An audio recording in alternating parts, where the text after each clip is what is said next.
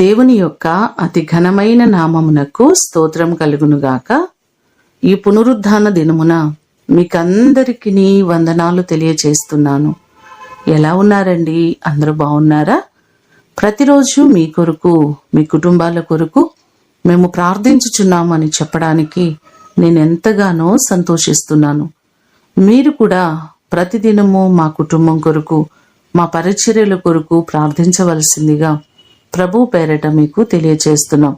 ఎంతో మంది దైవజనులు మమ్మలను ప్రేమించి ప్రతిదినము మీ కామెంట్ల రూపంలో మీ ప్రోత్సాహాన్ని తెలియచేస్తున్నందుకు నా హృదయపూర్వక వందనాలు తెలియచేస్తున్నాం. మీ కొరకును, మీ పరిచర్యల కొరకును మేము ఎంతగానో ప్రార్థిస్తున్నాం. ఈ దినము మిమ్మలను బలపరచు దేవుని మాట. నీ మందిరమునందు నివసించువారు ధన్యులు, వారు నిత్యము నిన్ను స్తుతించుదురు. కీర్తనలు 84వ కీర్తన 4వ చరణం. కోరహు కుమారులు ఈ 84వ కీర్తనలో దేవుని మందిరము యొక్క ప్రాముఖ్యత, విశిష్టతను చాలా విపులంగా రాయడం మనం చూస్తున్నాం. నేను మందిరావరణములను చూడాలని నా హృదయము, నా శరీరము ఆనందముతో కేకలు వేస్తున్నాయని వారు ఈ భాగంలో చెప్పడం మనం చూస్తున్నాం. చాలాసార్లు కొంతమంది వ్యక్తులు అంటూ ఉంటారు, దేవుని మందిరానికి వెళ్ళడానికి నాకు ఒంట్లో బాగాలేదని, లేకపోతే నా ఇంటికి బంధువులు వచ్చారని, సమయం అయిపోతుంది ఇంకేం వెళ్తాంలే అని ఎంతో నిర్లక్ష్య వైఖరిని కలిగి ఉంటున్నారు. మన ఉనికికి, మన జీవానికి, మన జీవితానికి ఆధారభూతుడు ఆయనే కాబట్టి ప్రతినిత్యము కృతజ్ఞత కలిగి ఆయనను స్తుతించ బద్దులమై ఉన్నాం.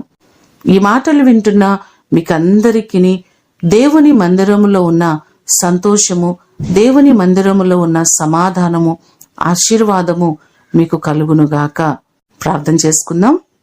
కుటుంబములకు మూలకర్త అయిన మా ప్రియ పరలోకపు తండ్రి, మీ పాదములకు వందనాలు, స్తోత్రాలు. మా జీవానికి ఆధారభూతులు మీరే ప్రభువా. నీ కృప వలన మేము నిత్యము నిన్ను స్తుతించేవారిగా, నీ నామాన్ని ఘనపరిచేవారిగా మమ్మల్ని ఉంచండి. నీ మందిరమునందు నివసించువారు ధన్యులు అని లేఖనం సెలవిస్తుంది. మేము నీ మందిరము పట్ల ఆశ కలిగి, ఆసక్తి కలిగి నీ పాదాల చెంత గడపటం మీరు మాకు నేర్పించండి. ఈ దినమంతా కూడా మీ సన్నిధి, నీ ప్రసన్నత మీరు మాకు దయచేయండి. ఆరాధనలన్నిటిలో నీ అభిషేకమును మీరు మాకు దయచేయండి. అలాగే ప్రభువా, ఎంతోమంది దైవజనులు ఉన్నారు. దైవజనులను, వారి కుటుంబాలను, వారి పరిచర్యలను మీరు ఆశీర్వదించండి. మా సబ్స్క్రైబర్స్ అందరినీ మీరు ఆశీర్వదించండి. ఇంకనూ దేవా, ఈ మాటలు వింటున్న వారందరినీ మీరు దీవించి వారికి, వారి కుటుంబాలకు నీ కృపాక్షేమములు తోడుగా ఉంచండి.